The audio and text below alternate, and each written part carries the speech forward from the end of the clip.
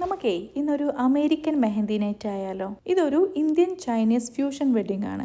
മേരിയോട്ടിലുള്ള ബെത്തസ്ഡയിലുള്ള മേരിയോട്ട് ഹോട്ടലിലാണ് പരിപാടി നടക്കുന്നത്. അവിടെ എത്തിയപ്പോൾ എനിക്ക് മനസ്സിലായി ഇവിടെ പ്രത്യേകിച്ച് അങ്ങനത്തെ കലാപരിപാടികളൊന്നും നടക്കുന്നില്ല എന്നുള്ളത്.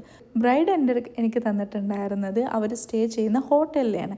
അതിൻ്റെ തൊട്ടടുത്താണ് അവരുടെ കൺവെൻഷൻ സെൻറ്റർ. അതിൻ്റെ അഡ്രസ്സ് വേറെയാണ്.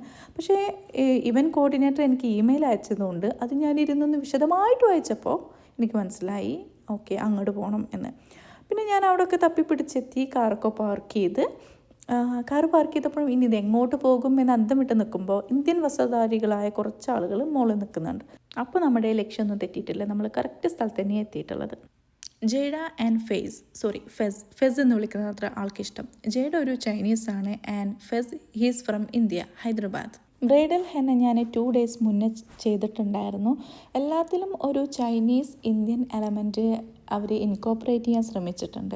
ഒരു ചൈനീസിലെ ഡബിൾ ഹാപ്പിനെസ് എന്നുള്ളൊരു സിമ്പിളായിരുന്നു നമ്മൾ ബ്രൈഡൽ ഹെന്നയിൽ ആഡ് ചെയ്തിട്ടുണ്ടായിരുന്നത്. അത് അവരുടെ ഡെക്കോറിലും എല്ലാ കാര്യത്തിലും അവർ രണ്ടും കൂടെ ഒരു ഫ്യൂഷനായിട്ട് ചെയ്തിട്ടുണ്ട്. ജേഡയുടെ കൂടെ ടൈം സ്പെൻഡ് ചെയ്തപ്പോൾ എനിക്ക് മനസ്സിലായത് എന്താ വെച്ചാൽ ആളുടെ കൾച്ചർ ആൾ ഭയങ്കരമായിട്ട് ഇഷ്ടപ്പെടുന്നതിൻ്റെ കൂടെ തന്നെ she really respect his culture. ഈ ഒരു ഡിസൈൻസൊക്കെയാണ് ഞാൻ ഗസ്റ്റുകൾക്ക് ചെയ്തിട്ടുണ്ടായിരുന്നത്. സെയിം ബട്ട് ഡിഫറെൻറ്റ് എന്നുള്ളൊരു കൺസെപ്റ്റാണ്. കാരണം ഇതിനുള്ള ടൈമേ നമുക്ക് കിട്ടുള്ളൂ. പിന്നെ ഈ തുള്ളിച്ചാടി പോകുന്നതാണ് ഗ്രൂം, അതിന് ബാക്കിലാണ് ആളുടെ ഫാമിലി. അത്രയും മതി. ഇനി നമുക്ക് ബ്രൈഡൽ എൻട്രി കാണാം. ആ നടുക്ക് നിൽക്കുന്നതാണ് ബ്രൈഡ് എന്ന് ഞാൻ പ്രത്യേകം പറയണ്ടല്ലോ. ആ സൈഡിലുള്ളത് ഫാദർ, ഇത് മദർ, പിന്നെ സിസ്റ്റർ ആൻഡ് ബ്രൈഡ്സ് മെയ്ഡ്സ്. പിന്നെ ബാക്കിൽ ഇതാ നമ്മുടെ ചൈനീസ് ഡ്രാഗൺ ഡാൻസ്. കാണാൻ നല്ല രസമുണ്ടല്ലേ. പക്ഷെ ഞാൻ ആലോചിച്ചത് എന്താ വെച്ചാൽ ഇതിൻ്റെ അകത്ത് മനുഷ്യന്മാരല്ലേ, ഇത് എത്ര ബുദ്ധിമുട്ടുണ്ടാവും ചെയ്യാൻ. Maybe they are enjoying what they are doing, I don't know. എനിക്കിതുപോലെയുള്ള സ്റ്റഫ്ഡ് ആനിമൽസ്, നമ്മൾ ഈ ഡിസ്നി അങ്ങനത്തെ ക്യാരക്ടേഴ്സൊക്കെ അങ്ങനത്തെ കോസ്റ്റ്യൂംസൊക്കെ ഇട്ടിട്ടുള്ള ആളുകൾ നിൽക്കുമ്പോഴും എനിക്കെന്തോ പേഴ്സണലി ഞാൻ അത്ര എൻജോയ് ചെയ്യാത്തൊരു കാര്യമാണത്.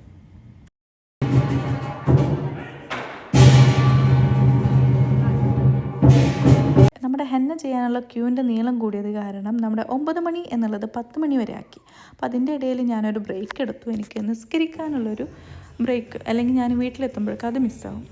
ഏകദേശം 10 മണിയൊക്കെ ആയപ്പോഴേക്കും അവരുടെ ഡാൻസ് പെർഫോമൻസ് ഒക്കെ തുടങ്ങിയിട്ടുണ്ടായിരുന്നു. അതിൻ്റെ ഇടയിൽ അവിടെ വർക്ക് ചെയ്യുന്ന 2 പേര് എൻ്റെ അടുത്ത് വന്ന് ചോദിച്ചു ഞങ്ങൾക്കും കൂടെ ഹെന്ന ഇട്ട് തരാമോ എന്ന്. ഞാനിങ്ങനെ വീട്ടിൽ പോകാനുള്ള ധൃതിയിൽ ഇങ്ങനെ നിൽക്കുകയാണ്. പക്ഷേ അവരുടെ മുഖത്ത് സന്തോഷം കണ്ടപ്പോൾ എനിക്ക് തോന്നി ഓക്കെ ഇറ്റ്സ് വർത്ത് എന്നുള്ളത്. അപ്പോൾ ഇനി നമുക്ക് വീട്ടിൽ പോവാം. പേളിമാണി ഷോയിൽ ധ്യാൻ ശ്രീനിവാസൻ വന്നിട്ടുള്ളൊരു എപ്പിസോഡ് ഉണ്ടായിരുന്നു. പകുതി ഇങ്ങോട്ട് വരുമ്പോൾ കണ്ടിരുന്നു.